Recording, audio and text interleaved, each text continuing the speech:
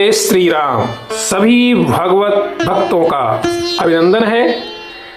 आज हम रावण और राजा दिलीप पर चर्चा करेंगे। बड़ी अद्भुत और ज्ञानवर्धक कथा है। जब ब्रह्मा जी ने सभी देवताओं को कहा कि आप लोग वानर रूप धरकर धरती पर जाएं, प्रभु अवतार लेंगे, तो सभी देवता लोग, बाबा तुलसीदास जी लिखते हैं, गिरि कानन जहतह भरी पूरी, रहे निज निज अनीक रुचि रूरी। अर्थात ब्रह्मा जी के निर्देशानुसार सभी देव वानर रूप में पहाड़ वन जहां तहां अपनी अपनी सेना बनाकर रहने लगे। यह समाचार जब रावण ने अपने दूतों से सुना, तब उस समय अयोध्या में राजा दिलीप का राज्य था। इसलिए अपने भविष्य को सुदृढ़ करने के विचार से वह अयोध्या के नाश का विचार अपने मन में लिए अयोध्या चला गया। फिर क्या हुआ? बड़ी अद्भुत बात हुई। आइए हम उस अद्भुत कथामृत का रसपान करें। कहा गया कि रावण ने जैसे ही, यह बात आपको वापस याद दिला रहा हूं कि रावण ने जैसे ही पार ब्रह्म परमेश्वर की भविष्यवाणी और ब्रह्मा जी के निर्देश पर देवताओं की खबर को सुना, वैसे ही उसके मन में विचार आया, यह सब चरित सुना विभुधारी, जन्मत ही हत करन विचारी। यह सब समाचार रावण ने सुना और विचारा कि जन्म लेते ही मार दूंगा। बसत सकल मम बस रवि बंसी, ते कह सखी हहीं मोहि विध्वंसी। तदपि सजग रहिए का हानि, तदपि सजग रहिए का हानि, दिए असुर करि कछु तह थानी। सब सूर्यवंशी, वास्तव में उस समय रावण का राज्य संपूर्ण धरती पर था, तो अयोध्या भी उसके अंडर ही थी। सारे के सारे सूर्यवंशी, रावण कहता है कि मेरे बस में रहते हैं, वे मुझे क्या मार सकेंगे, तो भी सजग रहने में क्या हानि है। चलो क्यों नहीं मैं कुछ राक्षसों को अयोध्या में नियत कर दूं, अपना एक थाना बना दूं। और वह ऐसा ही किया।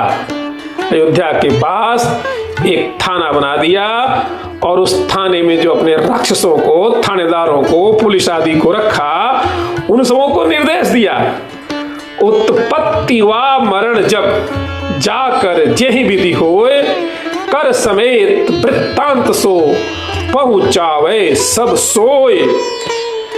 उसने कहा अपने राक्षसों से कि अयोध्या में उत्पत्ति व मरण जिसका जब जिस प्रकार हो, यह सब वृत्तांत मुझे हाथों हाथ आकर तुम दिया करो। भये दिलीप भूप जब आई, जानी असुर सब दिए उठाई, सुनि रावण बल देखन आवा, द्विज लख सब रानिन बैठावा। जब अयोध्या में राजा दिलीप हुए, तब उन्होंने सब राक्षसों को निकाल दिया। यह बात सुन रावण ब्राह्मण वेश में राजा दिलीप का बल देखने आया और ब्राह्मण जानकर सब रानियों ने उसे बैठाया। राजा चूंकि कहीं गए थे, राजा अपने राज्य में उसमें सिंहासन पर नहीं थे, और ब्राह्मण वेश में आया था रावण, तो रावण को रानियों ने बैठाया, क्योंकि ब्राह्मणों को कहीं रोक टोक नहीं थी। इस कारण रावण रनवास में बैठ गया। और जब रनवास में बैठा रानियों के महल में, तो रानियों ने भारतीय परंपरा के अनुसार, सनातन परंपरा के अनुसार, अयोध्या की परंपरा के अनुसार उस ब्राह्मण रूपी रावण की बड़ी सेवा की। लिखा गया है, पद पूजत निज रूप दिखावा, भागी रानी परम भय पावा। पुनि रावण सरयू तट आयो, अर्चत तंदुल रिपत चलायो। जब रानियां उसका चरण पूजने बैठी, तब रावण अपना विकराल विशाल रूप प्रकट कर दिया। देखते ही रानियां भयभीत हो गईं और जो भी अन्य रानियों के साथ वहां लोग थे, सभी के सभी भाग छूटे। फिर रावण वहां से सरयू नदी के किनारे आया। वहां उसने क्या देखा कि राजा ने पूजा करते हुए कुछ चावल के दाने फेंका। यह दृश्य देखकर रावण को बड़ा आश्चर्य हो गया। कवि लिखते हैं कि पूछे सी लोगन कहेउ बखानी, सिंह गाय पकड़ी बन आनी। ते साल शीघ्र हम प्रेरे, सत सर सम लागे हरि केरे। लोगों ने जब चावल फेंकने का कारण, उसमें रावण भी शामिल था, राजा दिलीप से पूछा तो राजा दिलीप ने बताया कि एक सिंह वन में आकर एक गाय को पकड़ने जा रहा है। मैं उस गाय को बचाने के लिए ये चावल उस सिंह को मारने के लिए फेंका है, और ये जो चावल मैंने फेंका है, ये चावल 100 तीर के समान सिंह को लगे हैं। सुन दस मुख मन अचरज आवा, देखा जाय मृतक वन पावा। समुझि प्रताप गयो निज धामा, नृपते चरित कहो नृप वामा। रावण यह सुनकर बड़े आश्चर्य में, अचरज में पड़ गया। जाकर वह प्रमाण स्वरूप वन में देखा तो वहां सिंह मरा हुआ पड़ा था। रावण राजा दिलीप के इस प्रताप को अपने मन में ही समझता रहा और भागकर लंका चला गया।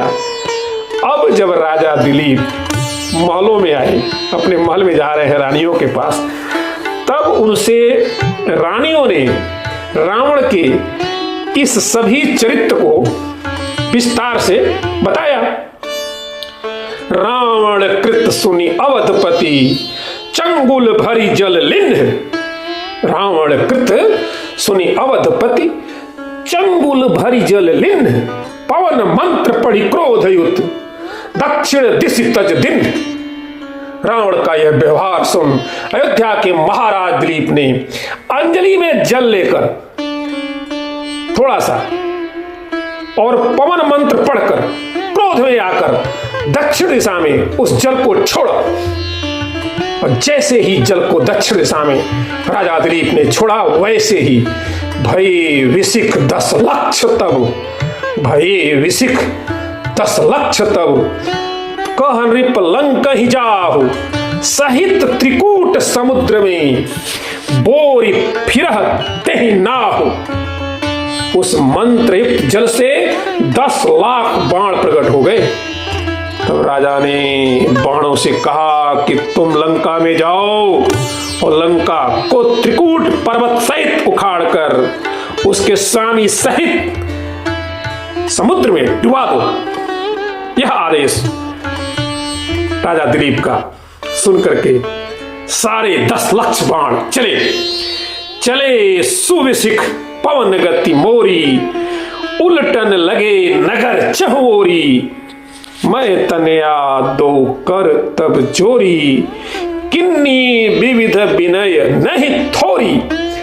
पवन की गति को भी लजाते हुए बाण चले और लंका पहुंचे और चारों ओर से लंका नगर को उलटने पलटने लगे। उन्हें देख मंदोदरी ने दोनों हाथ जोड़ भांति भांति से बहुत विनती किया और राजा दिलीप की दुहाई देकर बोली, यहाँ कोई राजा नहीं है, तुम कैसे लड़ते हो?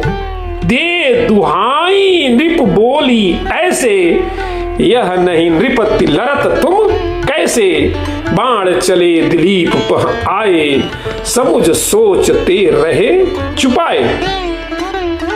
बाण राजा दिलीप के पास लौट आए, तब राजा भी सोच समझकर चुप रह गए और रावण की लंका बच गई। लेकिन रावण का घमंड जमी दोज हो गया। ऐसे थे अयोध्या के प्रतापी राजा दिलीप। बोलिए जय श्री राम, जय हनुमान, संकट मोचन कृपा निधान।